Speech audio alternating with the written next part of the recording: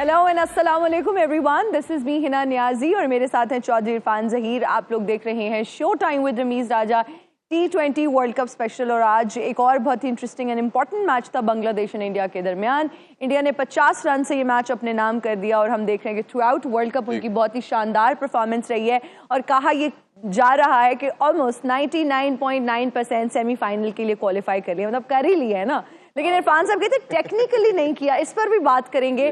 और हार्दिक पांड्या की क्या जबरदस्त परफॉर्मेंस थी भाई, कमाल। हम भी दुआ करते हैं कि हमारे भी प्लेयर्स इतनी जबरदस्त परफॉर्मेंस दें ताकि हम भी बैठ के अपने एक्सपर्ट्स की राय लें और फिर पूछें और सुने और हमें भी अच्छा लगे।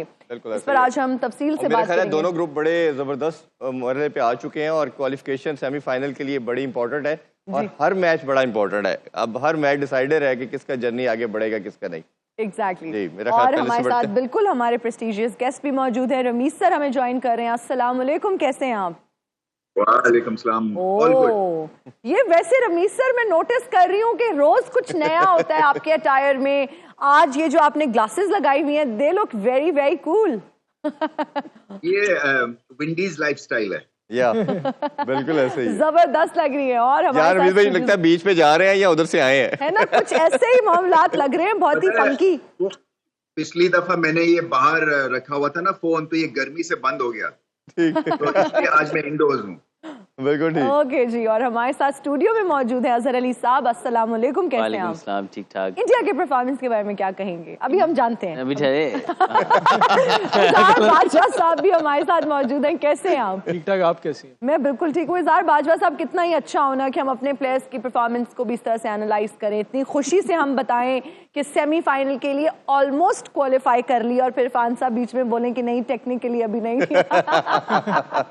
नहीं, इंशाल्लाह अच्छा टाइम आएगा। अच्छा टाइम आएगा। उम्मीद रमीज सर, अगर हम हार्दिक पांड्या की परफॉर्मेंस की बात करें, आप उनकी परफॉर्मेंस को कैसे देखते हैं? शानदार परफॉर्मेंस थी आज मैन ऑफ द मैच भी रहे जी। बिल्कुल। ये एक बंदे की परफॉर्मेंस नहीं है, ये लिस्ट है। और इसलिए भारत जो है ये इतनी बड़ी टीम बन गई है बिकॉज हर एक का रोल डिफाइंड है और इसमें इतनी वैरायटी है इस प्लेइंग 11 में, बॉल और बैट के साथ, कि कोई भी हीरो बन जाता है। अकलमंदी से खेले हार्दिक पांड्या, इसलिए कि देखिए जो अच्छी T20 की टीम्स है ना, इनके पेयरिंग होते हैं बैटिंग में। तो जैसे रोहित शर्मा है और विराट कोहली हैं, उसके बाद इनका नेक्स्ट बैटिंग पेयर बनता है, उसके बाद दुबे आते हैं और पांड्या आते हैं, इसी तरह से अक्षर पटेल के साथ जडेजा आते हैं।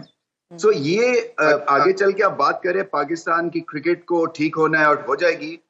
आपकी प्लानिंग जो है ना, बॉलिंग के आपकी पेयरिंग और बैटिंग के पेयर्स की मिडिल ऑर्डर में क्या हमने करना है, ओपनर्स हमारे कैसे होंगे, टेक्निकल एतबार से कौन से हमारे प्लेयर्स ऐसे हैं जो हर पिच पे खेल लेंगे। कुछ फ्लैट ट्रैक्स के अच्छे प्लेयर्स हैं, कुछ फ्लैट ट्रैक्स के अच्छे प्लेयर्स नहीं है, ना बॉलर्स ना बैट्समैन। तो ये बहुत सारी चीजें करने वाली है। मगर भारत एक बहुत बड़ी एग्जाम्पल है कि किस तरह से वो पाकिस्तान से जो मैच हारे ना दुबई में, ये उसके बाद इनकी अलार्म बेल बजी थी। फिर इन्होंने पाकिस्तान के स्टाइल को मिरर किया सिलेक्शन के पॉइंट ऑफ व्यू से। अर्शदीप को लेके आए, इनके पास लेफ्ट आर्म बॉलर नहीं था।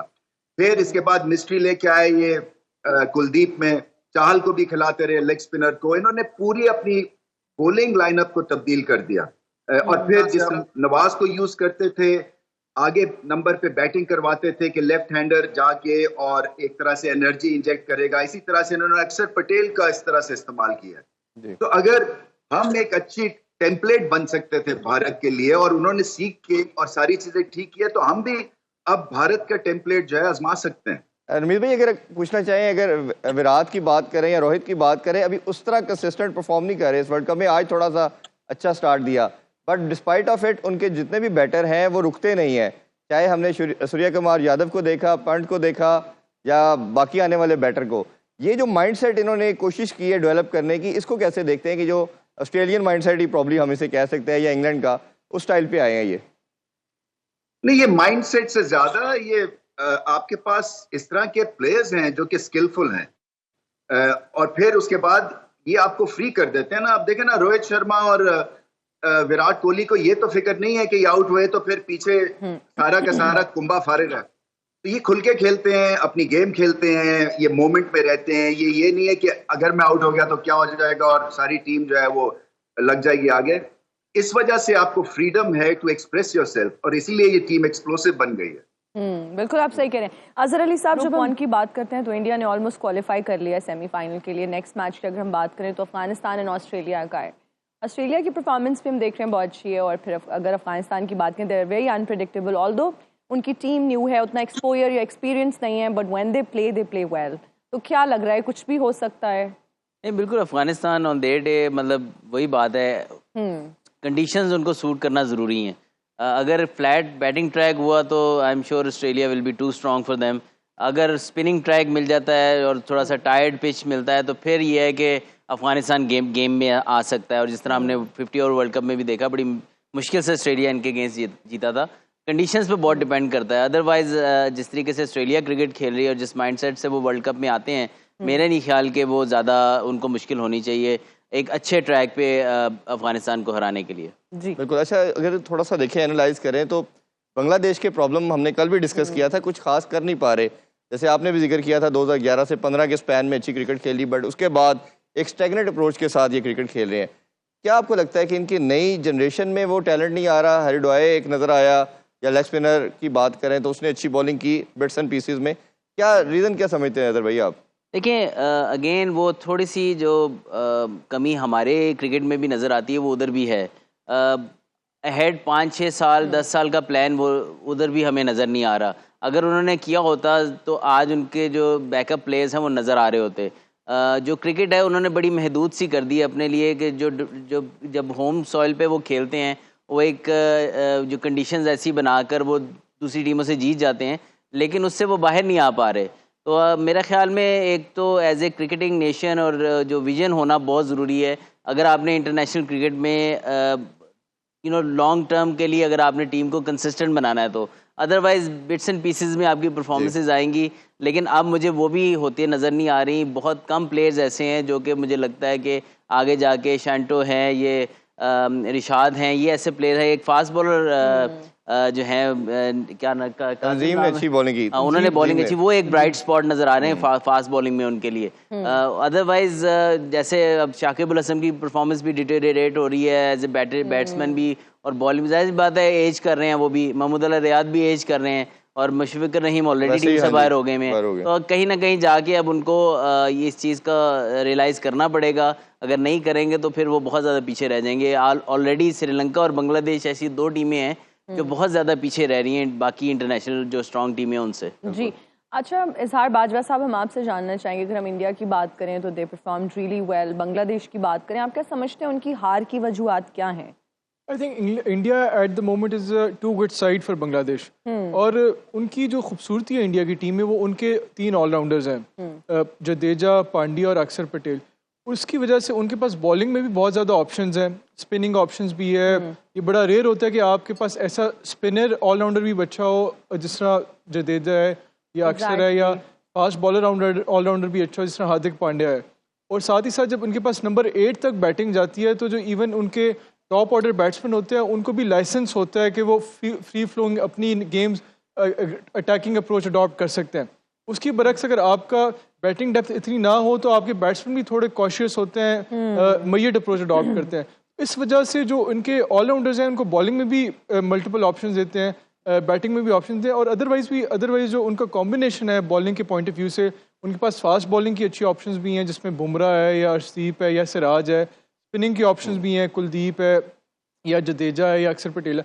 और टॉप ऑर्डर में आप देखें ये तो खेल ही रहे हैं। सूर्या कुमार यादव जिसने पिछले मैच में बेहतरीन परफॉर्मेंस दी थी, आज वो नहीं चले, लेकिन उनकी कमी महसूस नहीं है। और उन्होंने एक जो आजकल का जो मॉडर्न डे T20 का अप्रोच है, पहले ये होता था कि कोई एक आधा एंकर कर रहा है, उसके इर्द गिर्द अटैकिंग क्रिकेट खेलता है। अब इंडिया का जो अप्रोच है कि कोई एंकर वाला सीन नहीं, सारे आते हैं अटैकिंग क्रिकेट खेलते हैं और कोशिश करते हैं कि मैक्सिमम अगली टीम को डोमिनेट करें। बिल्कुल। अच्छा रमीज भाई, 2 चीज़ें आपसे मैं ज़रूर जानना चाहूँगा।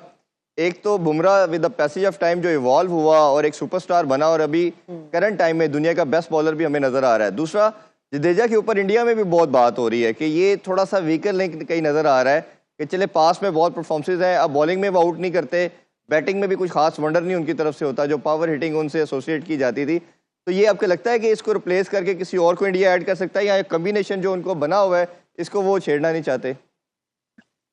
देखें, यहाँ वेस्ट इंडीज में तो यही कॉम्बिनेशन के साथ जाएंगे, और ये इस तरह के कॉम्बिनेशन से आपके कप्तान को भी एक फ्रीडम मिल जाता है, क्योंकि वो कोई किताबी किस्म की आपको कप्तानी नहीं करनी पड़ती है। फिर आप फ्लेयर भी आता है, और फिर आप मोमेंट में रह के उस वक्त जो डिसीजन करना है वो आप कर सकते हैं, बिकॉज आपके पास ऑप्शंस बहुत हैं। जी।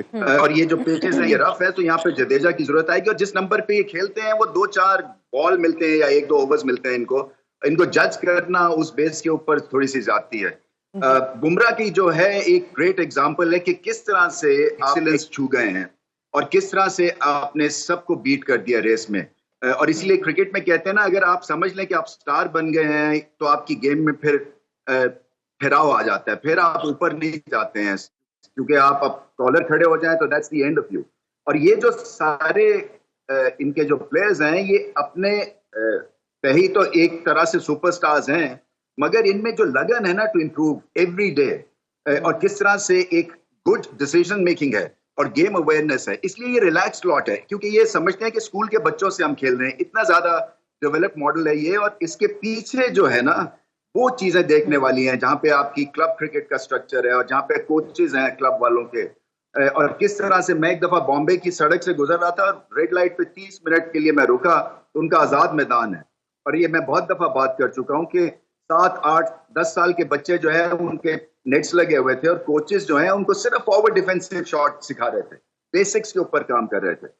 और बेसिक्स पे काम करते हैं तो फिर आप सारे फॉर्मेट खेल सकते हैं। सो ये जो मोजा आप देख रहे हैं इंडियन टीम का, इसके पीछे बहुत ज्यादा कंसिस्टेंट मराहिल में एक्सीलेंस अचीव किया इन्होंने।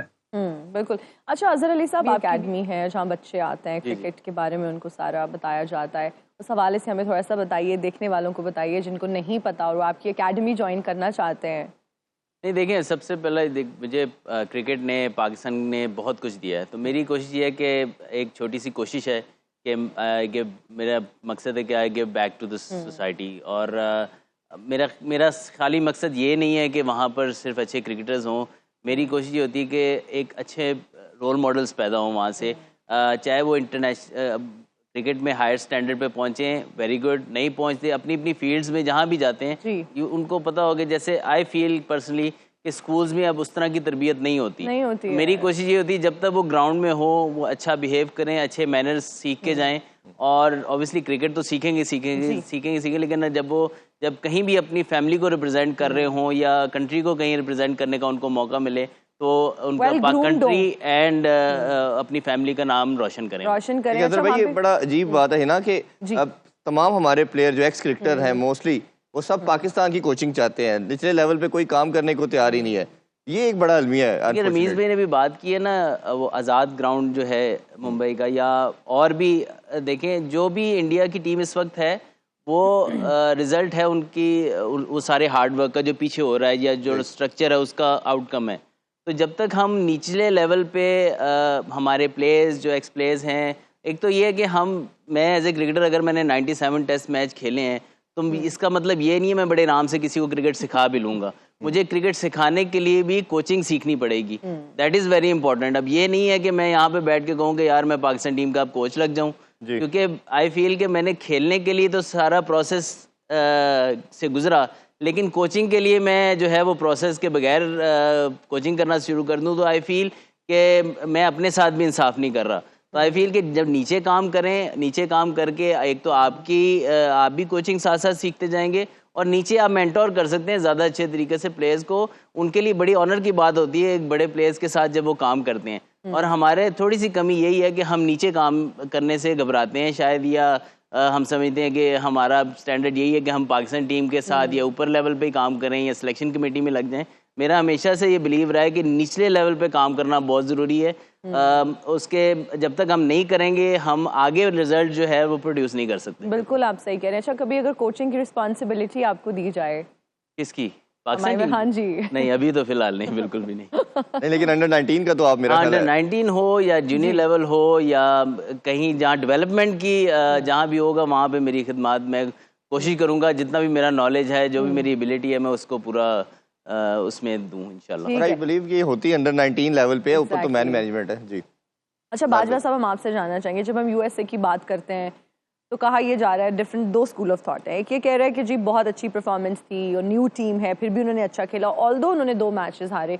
बहुत से ये लोग कह रहे हैं कि बस उनका तुक्का लग गया है और ऐसी कोई बात नहीं है। और फिर बहुत सारे लोग ये भी कह रहे हैं कि पाकिस्तान से बहुत अच्छी टीम है, सुपर 8 के लिए क्वालिफाई करना इज अ बिग थिंग। कि जिस तरह का उनका ट्रैक रिकॉर्ड है, पहली दफ़ा एक आईसीसी टूर्नामेंट खेल रहे हैं, उस हिसाब से जिस तरह उन्होंने सुपर 8 में क्वालिफाई किया है, पाकिस्तान को हराया, बड़ा कंपेटिटिव तरीके से हराया और इस स्टेज पर हराया कि जिस तरह उनका एक नेवर से डाई एटीट्यूड था। कई ऐसे मैच में मौक़े है जहाँ पे वो लग रहा था कि मैच से आउट हो गए। इसी तरह बाकी भी जो मैचेस उनके खेलने हैं, इवन सुपर 8 में मैचेस हुए हैं उनके साउथ अफ्रीका के साथ, उसमें भी उनका एक नेवर से डाई एटीट्यूड हमें नज़र आया। एक स्टेज आई जिसमें साउथ अफ्रीका उनको ऑलमोस्ट डोमिनेट करा था, बट जब उनको तकरीबन 10 ओवरों में 100-130 के करीब रन चाहिए थे और उस स्टेज से भी उन्होंने उसको तकरीबन मैच बना दिया और इस स्टेज पे ले आया कि 2 ओवर में 28 रन चाहिए थे। तो इट मीन्स कि दे हैव टैलेंट और उनके पास इंडिविजुअल टैलेंट तो है ही है। एरन जोन्स बहुत अच्छी उनकी परफॉर्मेंसेज आई हैं इस टूर्नामेंट में, एंड्रेस गोस की बहुत अच्छी परफॉर्मेंस आई है, नेट्रावाल्कर ने अपना टैलेंट दिखाया है, केंजिगे ने टैलेंट दिखाया है। लेकिन मुझे लगता है कि अभी भी जो एज अ टीम जब आप वो फेस कर रहे हैं एक day in day out stronger opposition को, तो वो एक्सपोज हो रहे हैं थोड़े। लेकिन स्टिल आई बिलीव कि जितना उनके पास पोटेंशियल था, they've over achieved that and we should give them a lot of credit for that. Exactly. Rameez भाई की तरफ बढ़ते हैं। रमीज भाई, दूसरे ग्रुप की बात करें तो वो काफ़ी इससे भी इंटरेस्टिंग पोजीशन में आ चुका है। जिस तरह हमने देखा कि साउथ अफ्रीका ने कल इंग्लैंड को हराया, इंग्लैंड ने पहले विक्ट्री हासिल की वेस्ट इंडीज़ से। अब वेस्ट इंडीज़ का जो मैच होगा साउथ अफ्रीका के साथ वो बहुत क्रूशल है और आप उधर मौजूद भी हैं। आज सुबह भी आपने एक मैच में कमेंट्री कर रहे थे। आप उस पूल को कैसे देखते हो और क्या लगता है रमीज भाई, कौन सी 2 टीमें आपको ज़्यादा बेहतर कम्बिनेशन में शेप में नज़र आ रही है और क्वालिफाई कर सकती हैं? देखिए, दोनों ही ऑन द डे डिसअपॉइंट कर सकती हैं, दोनों ही on the day breathtaking cricket खेल सकती है और दोनों ही जो यूएसए की फड़कास लगाई है वेस्ट इंडीज ने वो भी यादगार थी। श्रेय होप ने जो इनिंग्स खेल दी है, बहुत लंबे लंबे छक्के लगाए उन्होंने और फिर हाउसफुल होगा, इनको क्राउड की बहुत सपोर्ट होगी। समझता हूँ ये मुकाबला 50-50 है, may be slightly in favour of south Africa है, मगर डू और डाई सिचुएशन है क्योंकि नेट रन रेट के तहत अब इनको अगले मुकाबले जीतने हैं। सो नेट रन रेट तो वेस्ट इंडीज ने बहुत अच्छा कर लिया है। तो ये इंटरेस्टिंग होगा। ये जो डू और डाई पंचअप होते हैं ना, इसमें आई थिंक आपकी गेम अवेयरनेस और कितना मेटल है, कितना आप ब्रेव हार्ट हैं, सिचुएशन को सामने देखते हुए आप उसको किस तरह से जज करते हैं और कितने आप में टेम्परमेंट है कि फिर उससे आप आगे आते हैं। सो बहुत सारे सवाल हैं और बहुत ही अच्छा वो राउंड हो गया है क्योंकि ये वाला तो क्लियर हो गया, ये ऑस्ट्रेलिया जीता है तो ये थ्रू है सेमीफाइनल में इंडिया के साथ। हमारे पाकिस्तान में जो कल से एक न्यूज़ सबसे गर्दिश कर रही है, बात की जा रही है कि लड़कों के सेंट्रल कॉन्ट्रैक्ट रिवाइज होंगे। अजहर भाई से हमने डे में ओपिनियन लिया था, आपका भी ज़रूर जानना चाह रहे हैं।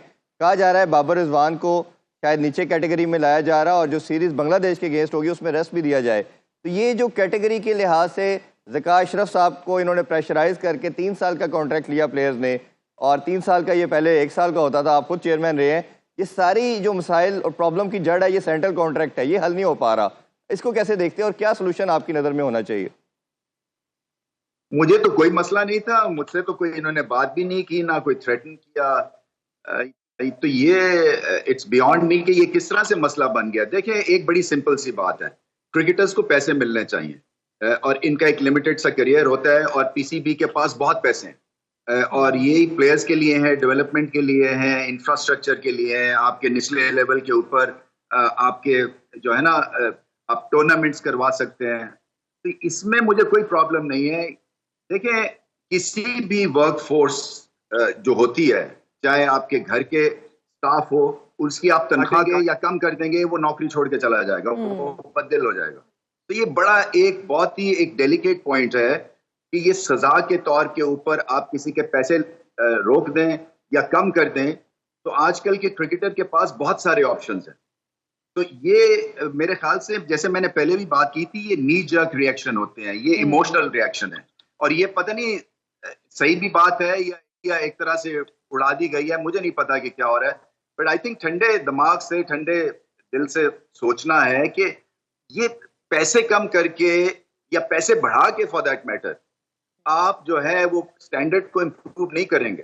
ये स्टैंडर्ड देखना है ना, कौन से प्लेयर्स अवेलेबल हैं, और जैसे मैंने कहा था, ये डिसोन नहीं कर सकते हैं आप इस टीम को या इन प्लेयर्स को, क्योंकि ये आपका न्यूक्लियस रहेंगे for the coming years also.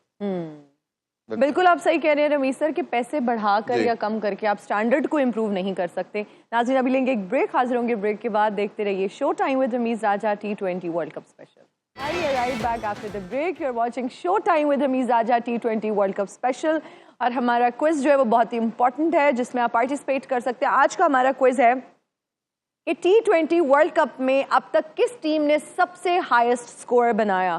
Options आप अपनी स्क्रीन्स पर देख सकते हैं, हमारा नंबर भी आ रहा है, आप हमें मैसेज कर सकते हैं अपने नाम के साथ, अपने शहर के नाम के साथ, और हम शो के एंड पे अनाउंस करेंगे। और अगर आप समझते हैं कि आपके पास पिक्चर्स भी हैं जो आप हमारे साथ शेयर करना चाहते हैं, आप कंफर्टेबल हैं, तो please do share your pictures. हम आपकी तस्वीर भी ज़रूर दिखाएंगे, आपका नाम भी बताएंगे, आपके शहर का नाम भी किस बताएंगे। टीम के गेस्ट बनाया ये भी मेंशन कर दे तो मेरा ख्याल है ज्यादा अच्छा हो जाएगा। अब वो गूगल खोल लिया होगा सबने। जी रमीज सर हम आपसे जानना चाहेंगे, अगला मैच अफगानिस्तान एंड ऑस्ट्रेलिया का है और अफगानिस्तान के पास ये लास्ट चांस है इस टूर्नामेंट में रहने का। अगर अगले 2 मैचेस वो जीतता है, आपको क्या लग रहा है अफगानिस्तान का फ्यूचर क्या देख रहे हैं इस टूर्नामेंट में? देखिए, फ्यूचर तो डाइसी है, इसलिए कि ऑस्ट्रेलिया जो है ये चैंपियन मटेरियल टीम है और इसलिए कि चले एक पार्ट अगर अच्छा भी कर लिया अफगानिस्तान ने बॉल के साथ, तो बैटिंग में प्रॉब्लम्स क्रिएट करेंगे ऑस्ट्रेलियंस। सो बड़ा मुश्किल मैच है, बट डू और डाई सिचुएशन में हमने देखा है कि टीम्स चोक भी कर जाती है और टीम्स अपने से बढ़ के भी खेलती हैं। सो इंटरेस्टिंग वॉच तो होगा जरूर, क्योंकि अफगानिस्तान रिचली डिजर्व करते हैं जो भी उनको मिलेगा इस टूर्नामेंट में, क्योंकि मेहनत करके यहाँ पे वेस्ट इंडीज में अगर बॉलिंग उनकी चमकेगी जो कि चमकनी चाहिए, तो शायद प्रेशर ऑस्ट्रेलिया पे पड़ सकता है, क्योंकि ऑस्ट्रेलिया भी ये मैच हार नहीं सकते हैं। तो इस लिहाज से ये अच्छा टफ मुकाबला होना चाहिए, बट एडवांटेज ऑस्ट्रेलिया। बिल्कुल अजहर भाई, हमने पहले कल भी बात की थी, अफगानिस्तान ग्रेजुअली इम्प्रूव करता चला जा रहा है, बट कहीं ना कहीं हमें लगता है मिडल ओवर में आके फंस जाते हैं या वो फिनिश उस तरह नहीं कर पाते, गुरबाज पे बहुत ज़्यादा रिलाई करते हैं। तो आपको लगता है कोई आउटसाइड चांस है कुछ एक्स्ट्राऑर्डिनरी करने का? नहीं, मैं जैसे पहले कहा कि इनको अभी फ़िलहाल ऑस्ट्रेलिया को बीट करने के लिए थोड़ा कंडीशन सूट करना बहुत ज़रूरी है। अगर कंडीशन इनके मतलब की बन जाती हैं तो फिर हो सकता है ये ऑस्ट्रेलिया को ट्रबल करें। अदरवाइज़ क्योंकि जब आप बड़ी टीम के अगेंस्ट खेल रहे होते हैं ना, तो कहीं भी आप वीक लिंक नहीं छोड़ सकते, चाहे बॉलिंग में हो या बैटिंग में। कोई भी फेज 3 से 4 ओवर का या 5 ओवर का आपने बुरा खेला, वो टीम कमबैक कर देगी और फिर आपको उठने नहीं देगी। तो आई फील कि बैटिंग में भी इनके पास कहीं ना कहीं ये 2-3 इनके प्लेयर्स अगर आउट हो जाते हैं तो इनके पास वो डेप्थ नहीं है, और बॉलिंग में भी अगर मुजीब होते तो शायद और ज़्यादा इनका बॉलिंग अटैक थ्रेटनिंग होता। अभी ये है कि 2 स्पिनर्स इनके पास हैं, नबी और राशिद खान। जो दूसरे हैं चाइनामैन जो नूर जो हैं वो उतने एक्यूरेट नहीं है। तो आई फील के वहाँ पे थोड़ा सा कहीं ना कहीं उनका प्रेशर ऑफ होता है, वरना 3 स्पिनर का जो ट्रायल था इनका वो बहुत ही स्पेशली अगर कंडीशन उनकी फेवर में मिल जाए तो बड़ा थ्रेटनिंग हो जाता था। तो अभी थोड़ा सा कहीं ना कहीं वीक लिंक उनको मिलता है ऑपोजिशन को और वो उससे निकल जाते हैं। तो अगेन अगर राशिद खान या इस तरह के जो इनके एक्सपीरियंस प्लेयर है, गुरबाज बैटिंग में, इब्राहिम ज़ादरान, इनको स्टेप अप करना पड़ेगा। कोई एक्स्ट्राऑर्डिनरी परफॉर्मेंस इनकी तरफ से आएगी तो ये मैच जीत सकेंगे। बिल्कुल अजहर भाई, आप भी जरूर बताइए। और दूसरा, ये गुलबदीन एक ऐसा प्लेयर है जो लगता है कहीं ना कहीं मिसिंग पार्ट है, ना वो बैटिंग में एक्स्ट्राऑर्डिनरी करता है, ना बॉलिंग में। बॉलिंग तो कई दफ़ा उसको मिलती भी नहीं है। तो आपको ख्याल में उसको रिप्लेस करके किसी नए प्लेयर को ऐड जरूर करना चाहिए इन्हें?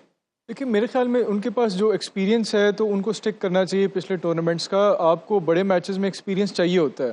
तो लगी बात कि ऑस्ट्रेलिया को प्रॉब्लम्स क्रिएट कर सकते हैं कि नहीं। मेरे ख्याल में जो उनका मिडिल जो स्पिनर्स हैं अफ़गानिस्तान के, राशिद है या नूर है या मुजीब है, ये अगर ऑस्ट्रेलिया को थोड़ा स्टाइफल कर दें मिडिल ओवर्स में, तो ऑस्ट्रेलिया से कोई फोर्स शॉट ऑस्ट्रेलिया के बैट्समैन से, क्योंकि टेक्निकली तो ऑस्ट्रेलियन बैट्समैन इतने कोई स्ट्रांग नहीं है, पावर हिटर्स हैं सारे, मिच मार्श है या स्टोइनिस है या इस तरह के बैट्समैन है, या वेड है या वार्नर है, या ये सारे इस तरह के बैट्समैन जो अगली टीम को हेड डोमिनेट करने की कोशिश करते हैं। इनको अगर आप मिडिल ओवर्स में आप अफगानिस्तान के स्पिनर स्टाइफल कर दें तो अंडर प्रेशर लेके आ सकते हैं। उन्होंने शो भी किया न्यूजीलैंड के खिलाफ के हुए। असल ये है कि वो कैसे जो परफॉर्मेंसेज हुई है वेस्ट इंडीज़ और रिसेंट डिफीट उनकी हुई है इंडिया से, उससे कैसे कम बैक करते हैं। हेलो हाय हाय, क्या है इधर हमारा नुकसान हो गया ये इतना बड़ा। हेबत खान ने कभी नुकसान जिंदगी में नहीं उठाया। रमीज भाई बहुत नुकसान। माशाल्लाह रमीज भाई, नया फिल्म ज्वाइन कर रहे, साइन कर रहे कोई। क्या हीरो लग रहे, इसीलिए तो रैम्बो कहते हैं सारे उन्हें। माशाल्लाह, देखे ना, स्टाइल तो है रमीज भाई का। जबरदस्त। ये चुटकुला मारा इरफान भाई ने। अच्छा, नहीं, हम- बात ये है, मेरा हो गया नुकसान बहुत ज्यादा। क्या हुआ है? बाहर मैंने पटा लगाया था, मेरे पुकाने सारे बच्चे पाड़ गए सुई से, टक टक टक टक। क्या फाड़ दिए? पुकाने, बलून, बुगारा, गुब्बारा। गुब्बारा होता है। गुब्बारा। हाँ, आलू गुब्बारा, आलू वो सारा गुब्बारा। नुकसान हो गया। अच्छा रमीज भाई, आप उधर बैठे वेस्ट इंडीज में, भाईजान आपसे नहीं बैठे नहीं है, खड़े हैं, खड़े हैं। अच्छा, आपसे रिक्वेस्ट है, आते हुए खाली कंबल लेके आना, 4000 का एक पड़ेगा, मैं यहाँ 4800 का बेच के आपको दिखाऊंगा। यहाँ पे जो है ना, वो कंबल सवाल ही पैदा नहीं होता। यहाँ कंबल डाल के और बंदा अगवा कर लेते हैं सिर्फ। इतना खतरनाक जगह पे आप गए हुए भाई, जिगर है आपको, सलाम है। अच्छा, मैं ये बोल रहा हूँ अजहर साहब, जी, जी। ये टीम पता है कैसे इसके परफॉर्मेंस क्यों इधर खराब हुए? कौन सी टीम? ये जो आ रहा हमारा टीम, वो आ चुका है।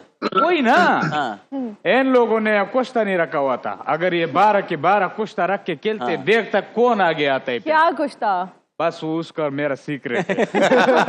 तुम लड़की हो, कुछ बातें ऐसी होती है जो लड़कियों को नहीं कुश्ता पता रखने का क्या मकसद हुआ? ओह, है। कुश्ता कैसे रखते हाँ उन्हें भी नहीं समझ आई।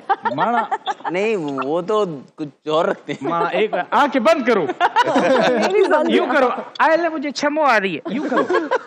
ये जो लगती है वो यार, वो कुश्ता नहीं होता, क्या होता है? वो नस्वार होती है। लो भाई, ये भी कहते हैं फिर मेरे ख्याल से। रमेश भाई कितने बारीकी पता है। अच्छा नहीं, बात आपने नहीं रखी? आपका कोई यहीं से कहीं दाना नहीं नहीं, अभी हमारा हम रखते हैं। अच्छा। वैसे मैंने सुना है इरफान साहब, आपके पेट में दर्द था। ये वैसे सर में मेरी भी दर्द है, क्यों ना आप अपना पेट और मैं अपना सर अपने जोड़ लेते, शायद दर्द खत्म हो जाए।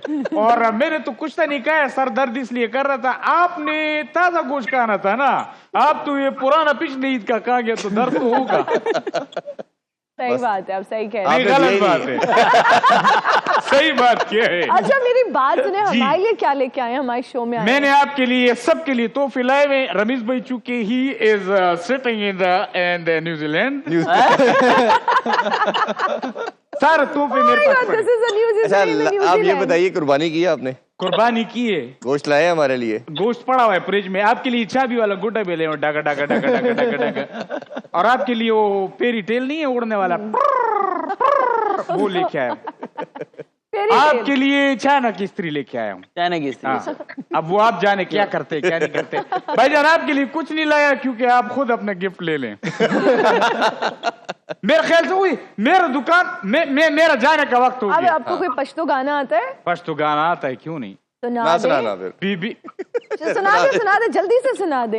बीबी शीरीनी जड़ गुली रबान दीवा चवा सुरचल जुड़ल सुना।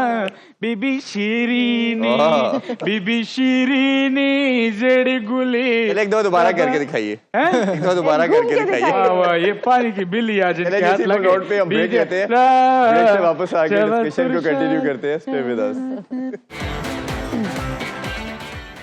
And we are right back after the break. और अब हम अपने लकी विनर्स के नाम अनाउंस करेंगे। आज हमारे पास 2 लकी विनर्स हैं और सरप्राइजिंगली ये खातून है हमारे पास। मियाँ वाली से बल्कीस साहिबा जो हैं वो हमारे इरफान साहब को यकीन ही नहीं आ रहा कि मियाँ वाली में भी लोग इतने शौक से हाँ, क्रिकेट नहीं मुझे आइडिया हो गया है, मियाँ वाली से बहुत ज्यादा शौक है लोगों को और क्रिकेट। लाहौर से Mohammad Ali, right, that is the name. अच्छा, लकी विनर आपने कहा, तो आप ये तो बताया ना उनको दे क्या रहे हैं? वो सरप्राइज है, वो हमसे राब्ता करेंगे जो उस नंबर पे उनको हम बताएंगे। बिल्कुल ठीक है। और थोड़ा बताते चलें, ये 2007 के वर्ल्ड कप में श्रीलंका ने कीनिया के अगेंस्ट ये 260 रन बनाए थे। ये अभी तक का इस वर्ल्ड कप का जो भी हिस्ट्री गुजरी है, ये हाईएस्ट टोटल है। और ओबियसली आई एम श्योर ये जरूर किसी ना किसी दिन जरूर टूटेगा। बिल्कुल। और बिल्कीस साहिबा को और मोहम्मद अली को बहुत बहुत मुबारक हो भाई। और मुझे बहुत खुशी होती है जब कोई मियाँ वाली से इस तरह से पार्टिसिपेट करता है। नाइस। बिल्कुल। रमीज भाई, आपसे थोड़ा अगर बात करें ऑस्ट्रेलिया के हवाले से, मैं थोड़ी बात करना चाहूँगा। देखें, पैट कमिंस की अगर हम बात करते हैं तो उन्होंने टेस्ट चैंपियनशिप जितवाई, ओडीआई वर्ल्ड कप जिताया। पाकिस्तान होता या एशिया होता तो शायद हम अगले 10 साल के लिए कैप्टन बना देते, बट उन्होंने मिचेल मार्श को रेडी किया, उसको प्रिपेयर करके उसको कैप्टन बनाया। ये माइंडसेट और अप्रोच को कैसे देखते हैं कि बर्डन को कम किया जा रहा है या लंबी प्लानिंग कर रहे हैं वो? देखें, ये जो सिस्टम होते हैं ना, स्ट्रॉन्ग सिस्टम, ये प्लेयर्स और लीडरशिप थ्रो करते हैं। ये ऐसे नहीं है कि जादू की छड़ी होती है और ठंग करके जो है वो मिच माश को खड़ा कर दिया कि नहीं जी अब आपकी बारी है, आप क्योंकि लाइन में है तो आप अब नेक्स्ट होंगे और फिर अगला नेक्स्ट होगा। ये नहीं होता है। ये जो कप्तानी के जरासीम है ना, लीडरशिप, ये आप की एक तरह से रिहर्सल चल रही होती है डोमेस्टिक लेवल के ऊपर, सब लेवल के ऊपर। तो इसीलिए बड़ा जरूरी है पाकिस्तान के लिए कि आपका जो सब लेवल है वहां पे इस किस्म के मैच, तरह के कांटेदार मुकाबले हों, टफ कंपटीशंस हो, जहां पे फिर लीडरशिप भी लड़े। अभी तो पता ही नहीं है कि डोमेस्टिक टीम्स के कप्तान कौन है, कोई प्रेशर भी नहीं होता है किसको लीडर बनाना है, कोई पूछता भी नहीं है। सीनियर जो होते हैं प्लेयर्स उनको लीडर बना देते हैं, ऐसा नहीं होता है। ये ऑस्ट्रेलियन सिस्टम इसलिए बेहतरीन है बिकॉज ये जो है ना, छान के आप क्रीम निकालते हैं और वो सिस्टम के थ्रू आते हैं। बिल्कुल ऐसे ही। अजहर भाई, आप भी हमने कल जिक्र किया था कि उन्होंने एक तरफ उन्होंने रिलैक्स किया पैट कमिंस को, दूसरी तरफ अंडर 19 में ये कैप्टनसी करता आ रहा था मिचेल मार्श, और जब वो प्रिपेयर हुआ उन्होंने उसको कैप्टनसी दे दी। देखिए, एक तो आपने जैसे सवाल में ही पूछा था कि एक तो बर्डन ऑब्वियसली एक कप्तान के ऊपर होता है बार बार। आप बोलना भी शुरू कर दें अगर आ ही गई है तो।